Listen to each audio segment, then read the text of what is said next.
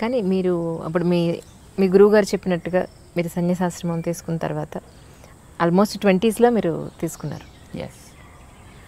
మీ friends అంటే అప్పుడు మీరు చదువుకున్న కాలేజ్ ఫ్రెండ్స్ కానీ వాళ్ళు కానీ తర్వాత ఉద్యోగాలు బిజినెస్ ఏదో చేసి పెళ్లి చేసుకుని తర్వాత వాళ్ళకి పిల్లలు వాళ్ళకంటే ఒక ఫ్యామిలీ ఉన్నప్పుడు లేదా వాళ్ళు మిమ్మల్ని ఎప్పుడో కలిసినప్పుడు మీకు ఎప్పుడు అనిపించలేదా స్వామి నేను పెళ్లి చేసుకుని లేదంటే ఒక ఫ్యామిలీ అలాంటి అవసరం మాకు మొట్టమొదటి జనరల్గా ఎలా ఉంటుందంటే ఈ స్థితిలోకి రావాలి అని అనుకున్నప్పుడు రావడానికి ముందర వాళ్ళు అడుగుతారు, do you like to get married అని అడుగుతారు. If interested they opt for it also. మమ్మల్ని కూడా అడిగారు అలాగా. కానీ but what we thought is because మాకు అప్పట్లో గురువుగారి కార్యక్రమాల్లో మేము 100% మునిగి ఉన్నాం. వారు చేసే కార్యక్రమాల్లో చదువు కోసం పంపించినప్పుడు చదువులో కూడా మేము అలాగే ఉన్నాం. అందులో ఉండేటప్పుడు ఈ కార్యక్రమం ఒకటి కొత్తగా తీసుకోవాలి, ఎందుకంటే ఇది వారు ప్లాన్ చేసి పెట్టిన కార్యక్రమాలు కొన్ని ఉన్నాయి, అవి నడవాల్సిన అవసరం ఉంది. వారు మనని ఈ రకంగా తీర్చిదిద్దిన తర్వాత అంటే when he made an instrument, that instrument should work for the person who made it.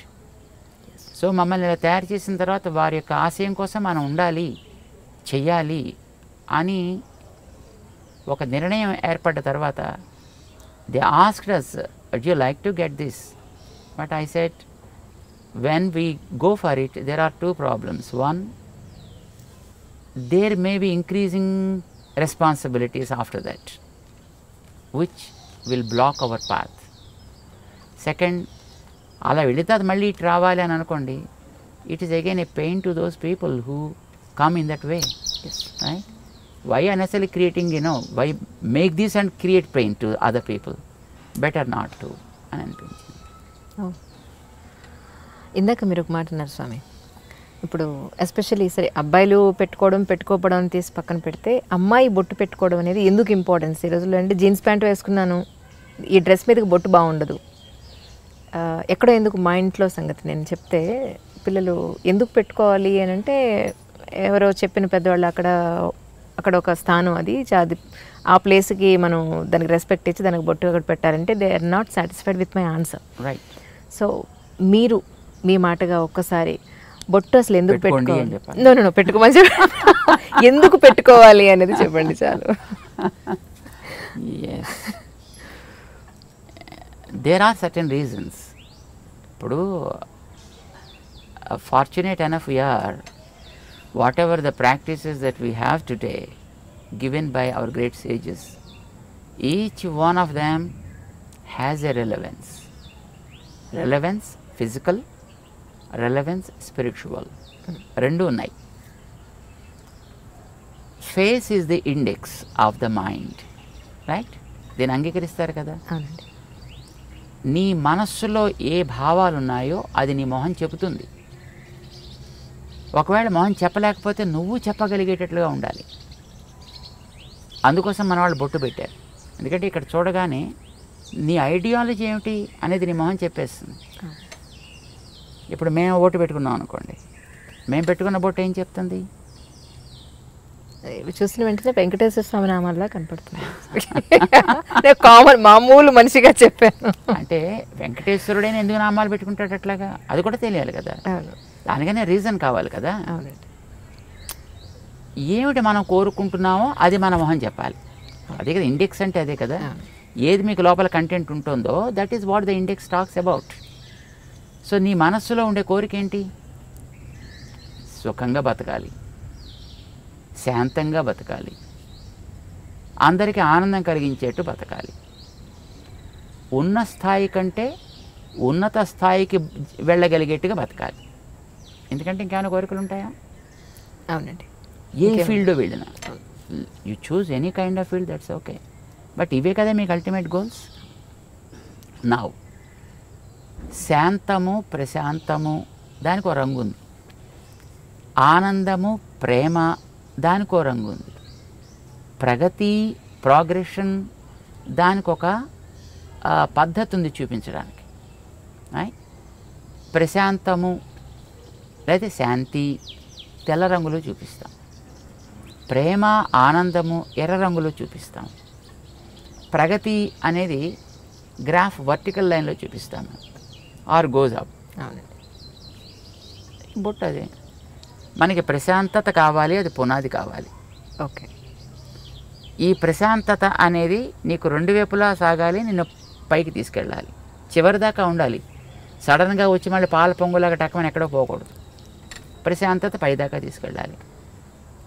ఈ ప్రశాంతత అనేది ఆనందాన్ని ఇచ్చేట్టుగా ఉండాలి కనుక ఆనందం అనే దాన్ని మధ్యలో మనం చూపిస్తాం. ఈ ఆనందం అనేది ఒకటే గోల్. దానికి ప్రశాంతత is a protection and it is the foundation, it is the protection, but this is the goal. ఇది మనకి బొట్టులో చూపిస్తాం అన్నమాట. ఆ రంగుకి కూడా ఒక రెలవెన్స్ ఉంది, ఆ లైన్కి కూడా ఒక రెలవెన్స్ ఉంది మనకి.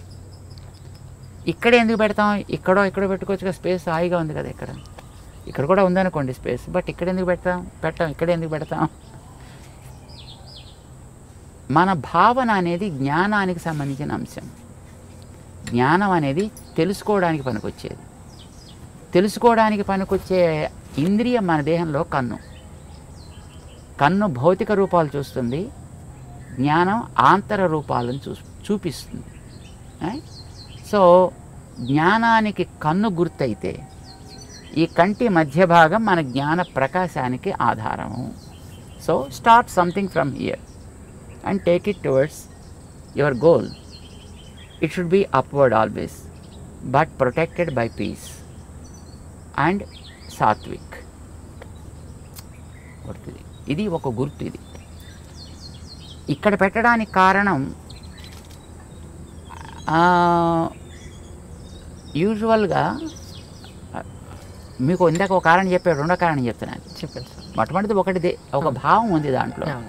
ఊరికే ఏదో సరదాగా పెయింట్ చేసుకోవాలి కనుక, కానీ this is not a painting that we are doing, are this not something a kind of design that we adopted as a fashion, right?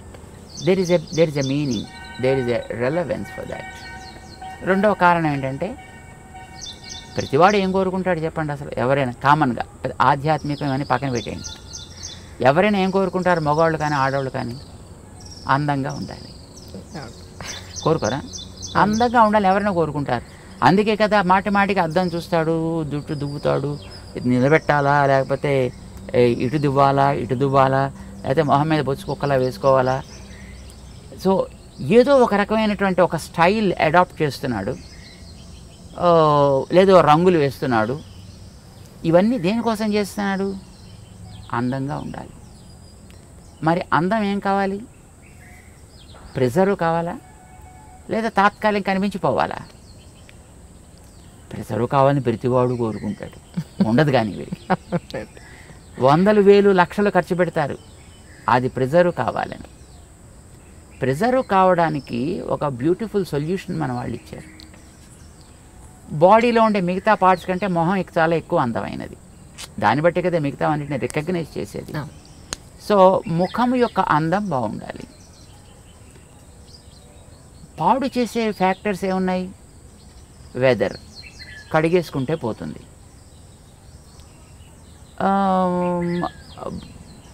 నీరసం, తింటే పోతుంది, లేదా తాగితే పోతుంది. కానీ ఒక వ్యక్తి యొక్క చూపు వల్ల కలిగేటటువంటి ప్రభావం వీటి వల్ల పోదు. ఓకే. మనిషి చూపు వల్ల కూడా కొన్ని ప్రభావాలు ఉంటాయి. చూపు ఈజ్ వెరీ వెరీ పవర్ఫుల్. చూడండి, ఇప్పుడు కొన్ని వందల మంది కూర్చున్నా ఒకసారి మనం అలా చూస్తే ఎవరిని చూస్తున్నాం అనేటటువంటిది స్ట్రైట్గా రికగ్నైజ్ చేయొచ్చు. And the person also will be able to understand, as he is looking at me. Our vision's beam is very very straight and strong and very powerful also. ఇప్పుడు మీరు ఒక ఫోటో పెట్టుకుని లేదా ఒక మనిషి ఎదురుకుండా కూర్చున్నప్పుడు మీ ప్రవర్తన ఒకే రకంగా ఉంటుందా? ఉండదు. తేడా ఏంటి? This is life, is a lively. So జ్ఞాన ప్రసారణ సాగుతోంది ఇక్కడి నుంచి. ఆ జ్ఞాన ప్రసారణ is very powerful. Sometimes that is positive, sometimes it's negative also, sometimes it may be passive too. కానీ మోస్ట్లీ నెగిటివిటీ ఎక్కువ ఉంటుందండి మనుషుల్లో. బికాజ్ కరప్టెడ్ స్పీషీస్, ఇందాక మీకు చెప్పాం కదా, మనిషే. మిగతా జీవరాశులన్నీ కూడా they are not corrupted, they are by themselves. వాటి మానాన బతుకుతున్నాయి. జెలసీ, ఈగోస్, యారోగెన్స్ ఇలాంటివన్నీ ఉండేది మనిషికే కదా, మిగతా ప్రాణులకు ఉండదు పెద్దగాను. సో వీడి చూపు కూడా వాటితోటే కరప్ట్ అయి ఉంటుందండి. ఈ కరప్టెడ్ విజన్ వల్ల కొన్ని ప్రమాదాలు కూడా జరిగే అవకాశాలు ఉన్నాయి. మేము చూడలేదు కానీ మేము విన్నాం. ఒక మా గురువుగారు ఉండేటువంటి ఊళ్ళో వారి ప్రథమ వయస్సులో అన్నమాట, అంటే probably when he was 20s or 30s I suppose, ఒక ఓల్డ్ లేడీ ఒక ఆవిడ ఉండేది. ఆవిడలా రోడ్డు మీద పెడుతూ ఏ ఇంట్లో అబ్బా జామ చెట్టు బాగా కాసిందే అందనుకోండి, మన్నాడు కాయలన్నీ ఎండిపోయేవి. ఇది కొంతమందిలో నేను కూడా చూశాను సార్, నిజంగా కరెక్ట్ అది మీరు చెప్పింది 100% కరెక్ట్. అలాగే వెడుతూ పాలు పితుకుతుంటే అమ్మో మీ ఆవు బాగానే పాలిస్తోంది అందనుకోండి, మన్నాడు పాలు ఎగచేపేసేది ఆవు. Oh my god. This is a kind of evil eye, what we call it is an evil eye. Okay, దృష్టి దోషము అని అంటారు దాన్ని. ఈ దృష్టి దోషం ఈజ్ వెరీ పవర్ఫుల్, మిగతా వాటికంటే చాలా powerful. Weather impact is not much powerful. తినకపోతే వచ్చే weakness is not much powerful. Or ఎవడైనా వచ్చి 4 వాయిస్తే దానివల్ల కూడా అందం పెద్ద చెదిరిపోయేది ఏమి ఉండదండి. తాతగా దెబ్బ తగిలితే కాస్త దీన్ని ప్యాచ్ చేసుకుంటాడు, అదే కుట్లు కుట్టుకుంటాడు, మళ్ళీ నార్మల్ అయిపోతాడు. దానికి బట్ ఈవిల్ ఐ వల్ల కలిగేటువంటి ప్రభావం చాలా ఎక్కువ ఉంటుంది. ఇది పడకూడదనే కొత్త ఇళ్ళు కట్టుకున్న వాళ్ళు వాడి ఆ నేత్ర ప్రభావాన్ని ఎక్కడో ఒక చోట ఫోకస్ చేసేసి దాని మీద కనుక పోతే తర్వాత చూసినా పెద్ద ప్రాబ్లం ఉండదు. The first beam is very powerful. అందుకోసం దానికి ఏదో రకరకాల వేషాలు వేసినటువంటి గుమ్మిడికాయలు లేకపోతే ఓ రాక్షస మొహాలు ఇలాంటివి ఏదో కడుతుంటారు.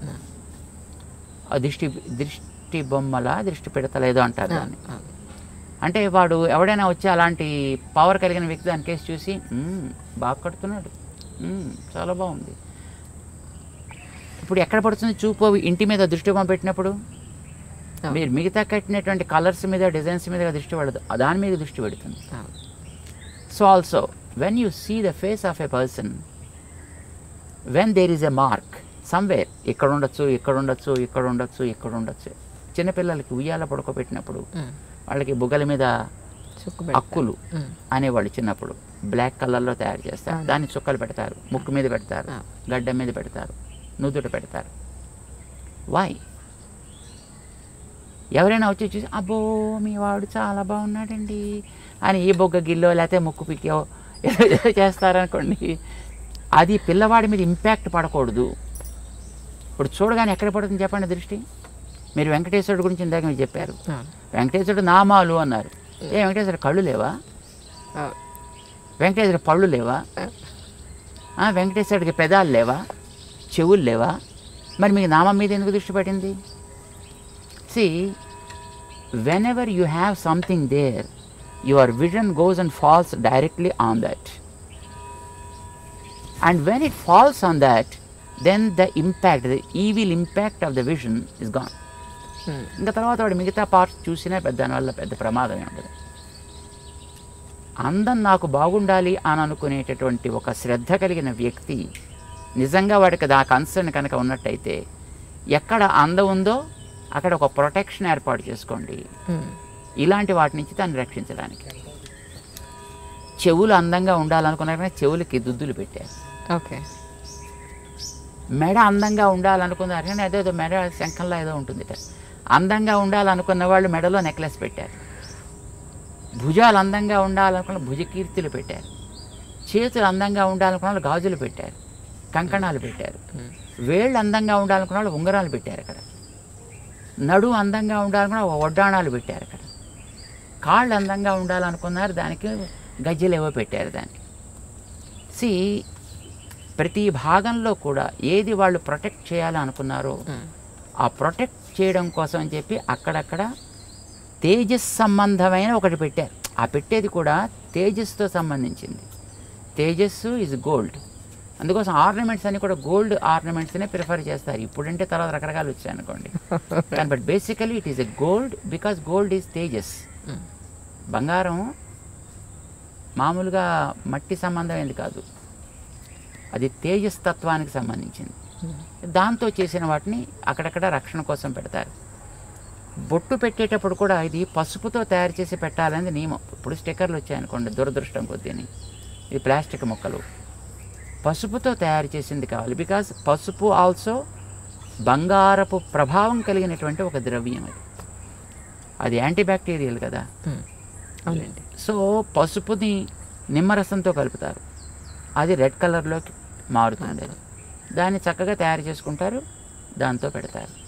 లేదా బియ్యాన్ని మార్చి ఆముదాన్ని లోపల రాసి దాన్ని కాల్చి దాంట్లోంచి పొగ తీస్తారు. ఆ రాగి పళ్ళెం మీద, రాగి పళ్ళెం దాన్ని బోర్లించి పెడతారు. అది లోపలంతా కూడా మొత్తం ఆ స్మోక్ ఏర్పడుతుంది, పొగ. అది బ్లాక్ కలర్లోకి వస్తుంది. దాన్ని గీకి దాన్ని కాటుక్ కింద తయారు చేసి కళ్ళకి పెట్టే కాటుక్ కానీ పెట్టే బొట్టు కానీ అలాంటి దాంతో తయారు చేసేవారు. సో తయారు చేసే ద్రవ్యానికి ఒక రెలవెన్స్ ఉంది, తయారు చేసే ప్రాసెస్లో ఒక రెలవెన్స్ ఉంది, అది పెట్టేటువంటి పార్ట్కి ఒక రెలవెన్స్ ఉంది. But the ultimate goal is to preserve the beauty of that specific part.